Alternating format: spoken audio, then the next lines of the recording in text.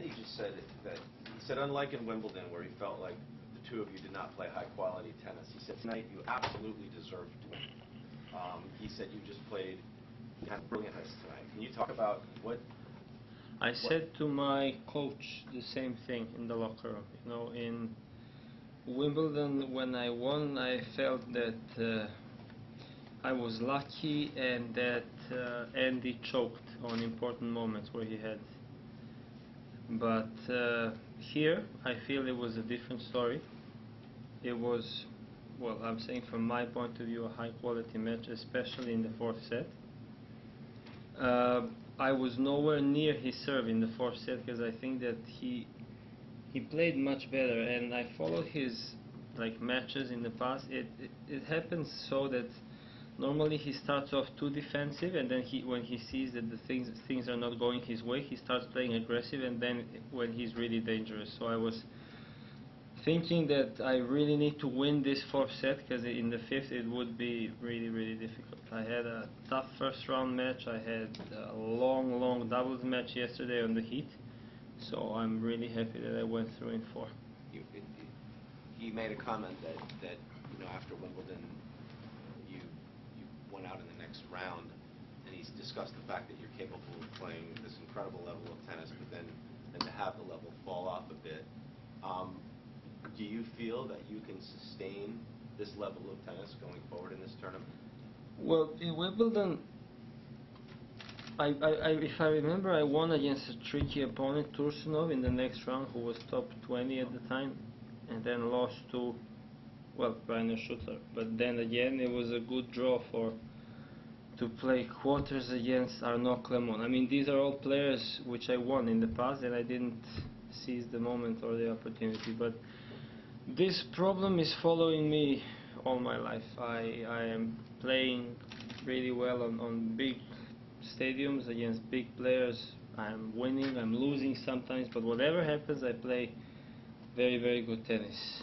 The difference to become a champion in this sport is that you need to you need to play this level for not just one tournament, but let's say for a period of year, or in case of Nadal and Federer, just all year long, and that's really, really hard. I'm not saying that what I did is easy, but keeping this level all year long, I'm telling you, it's really, really hard, and only champions can do that.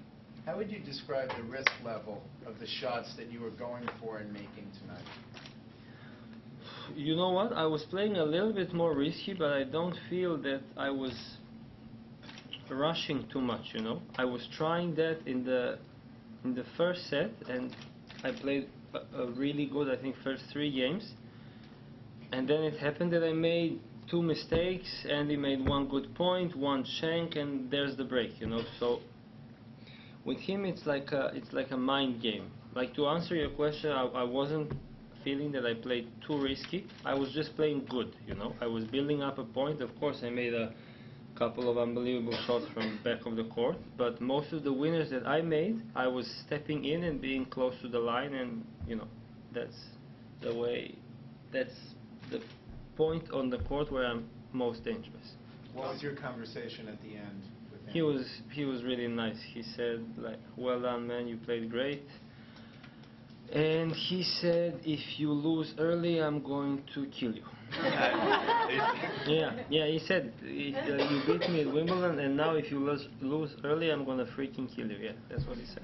You said that he starts out playing defensively. Why do you think a Grand Slam winner like Roddick would start out playing defensively? Well, I don't know. That's just my feeling. I don't know how many winners he made during the match, not counting the serve. But he has, I don't even want to talk about the serve, but he has a strength, that he has a good return, and he's incredibly fit, People say that he was much more dangerous when he was young, because he was really going for the forehand every chance that he had, And now I just don't see that, Now he's a kind of player that you need to beat, He's going to, let's just say, in my opinion, he's going to wait for the mistake of the opponent rather than go for a big shot. You were talking before about the problem that you identified side is having, you know, the ups and the downs and so forth. And, you know, tonight you have a chance to play night match in Arthur Ashe Stadium against, you know, an American favorite, the theater of that, and you're able to get up for that.